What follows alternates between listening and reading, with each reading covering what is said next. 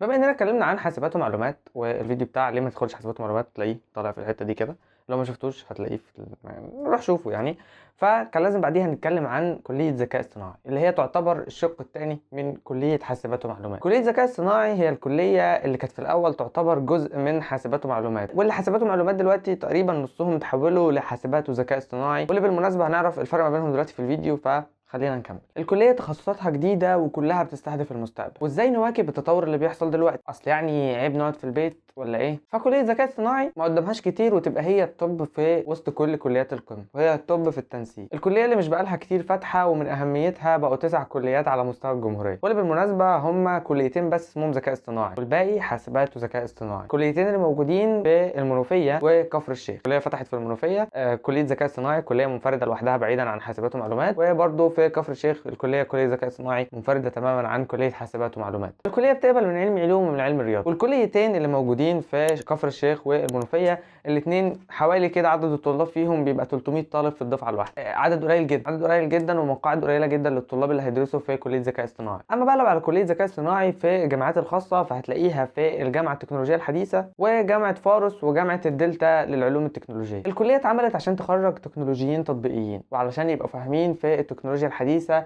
والحاجات الجديده اللي بتطلع دلوقتي واحنا مش فاهمين هي بتتعمل ازاي. في اللوائح الداخليه بتاعه الكليه هتلاقي ان 40% منها بيتبع القطاع الهندسي، و40% التانيين منها بيتبع قطاع الحوسبه، و12% تبع لقطاع العلوم الرياضيه، و8% تبع العلوم الانسانيه او تبع قطاع العلوم الانسانيه زي اللغات مثلا والجوده والمواد اللي الطالب بيدرسها جنب التخصصات بتاعته. الدراسه في الكليه بالانجليزي وكمان فيها بالعربي، بس في الغالب يعني الدراسه بتكون فيها بالانجليزي، وبالاخص كمان البرنامج المميز. والكليه 4 سنين، ونظام الدراسه فيها بنظام الساعات المعتمده اللي كل الكليات تقريبا بتدرس دلوقتي بنظام الساعات المعتمده. تعال بقى نتكلم عن الاقسام اللي موجوده في كليه الذكاء الاصطناعي. اول حاجه في اقسام كليه الذكاء الاصطناعي هو قسم علوم البيانات. العالم كله دلوقتي بقى عباره عن بيانات ماشيه على الارض. يعني انت بالنسبه لاي شركه بتستخدم الخدمات بتاعتها زي مثلا فيسبوك، انستجرام، واتساب، تويتر، ثريدز، انت بالنسبه لهم بيانات. والشركات الضخمه اللي عندها ملايين المستخدمين بل مليارات المستخدمين، الثروه بتاعتهم هي بياناتك انت. يعني ببساطه بيقدروا يحددوا انت بتحب ايه وبتكره ايه من استخدامك بس للواجهه الرئيسيه بتاعتهم، وكمان يقدروا يحددوا موقعك وعمرك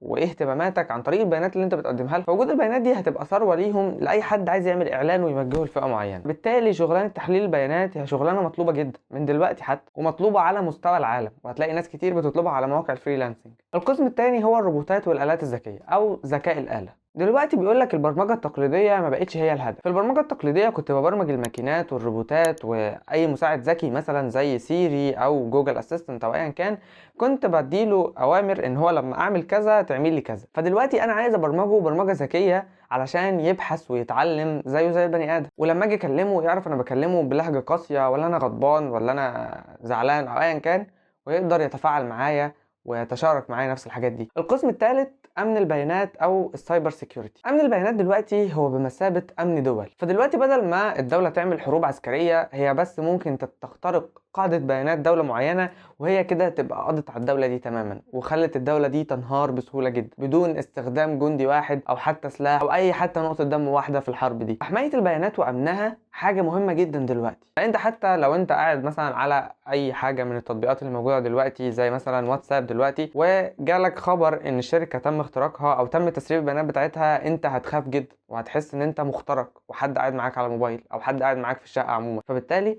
امن البيانات وخصوصية البيانات دي حاجة مهمة جدا دلوقتي. القسم الرابع وهو هندسة النظم الذكية أو Intelligence Engineering System، وده بقى القسم اللي بيتعامل فيه مع الروبوتات والإنسان الآلي والحاجات دي كلها. والروبوت هو أي جهاز فيه دمج ما بين برمجة وحركة ميكانيكية.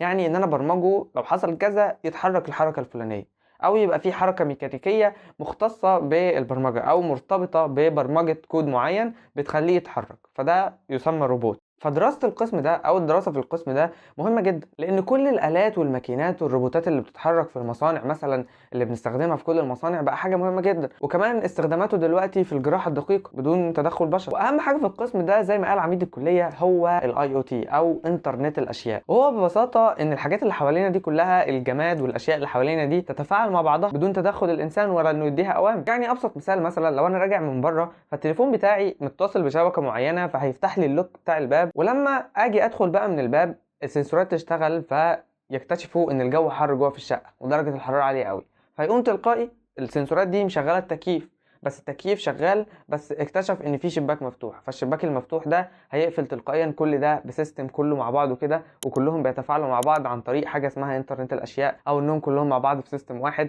بيشتغلوا تلقائيا من غير ما انا ما اعمل اي حاجه خالص. والله الانسان ده بيحاول يريح نفسه بكل الطرق، يعني اللي هو ايه، كسلان كسلان يعني. دي حاجه حلوه عموما، دي حاجه حلوه قوي. وبمناسبه بقى الاقسام، فانت بتختار القسم اللي انت عايز تدرسه او التخصص بتاعك من سنه اولى، وفي الغالب يعني انتوا بتدرسوا كلكم لحد سنه ثالثه نفس الحاجه، بس كل قسم بيبقى منفرد لوحده وبيدرس نفس المواد وكل حاجه، وبتبداوا بقى المواد دي تتغير او المواد تختلف من سنه ثالثه، يعني التخصص من اولى بس يعني بيختلف بقى من سنه ثالثه. دلوقتي بقى ايه الفرق ما بين حاسبات ومعلومات وذكاء اصطناعي؟ زي ما قلت لك الفيديو لو مش شفتوش هتلاقوه هنا.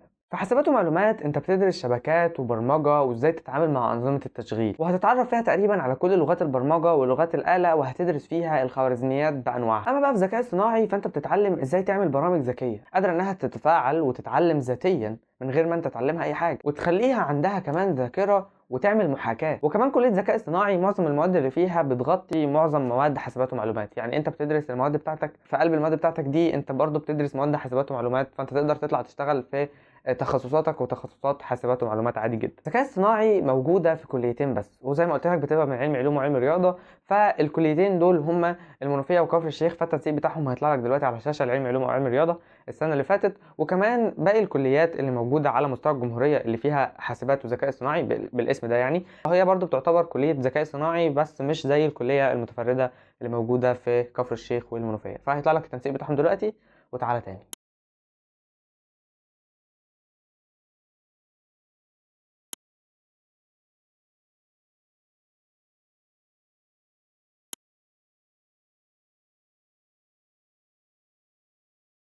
وبس كده، دي كانت كل حاجة عن كلية ذكاء اصطناعي وليه ما تدخلش كلية ذكاء اصطناعي. عرضنا فيها كل حاجة تقريبا عن الكلية، فما تنساش بقى تشوف الحلقات اللي فاتت لأن احنا عاملين سلسلة كاملة عن الكليات، سلسلة ليه ما تدخلش، واللي الناس تقريبا فهمت الاسم غلط بس عادي يعني مش هتفرق. كل حاجة عن الكليات هتلاقيها في سلسلة ليه ما تدخلش، السلسلة هسيبها لك تحت في الديسكريبشن، أو تقدر تدخل على الشانل هتلاقي الفيديوهات كلها بتاعت الكليات موجودة قدامك. وما تنساش بقى تعمل لايك وسبسكرايب وشير الفيديو مع أي حد مهتم بقى بالكلية، تسيب لنا تعليقك الجميل أو تسأل عن أي حاجة، أنا موجود تحت في الكومنتات. وسلام.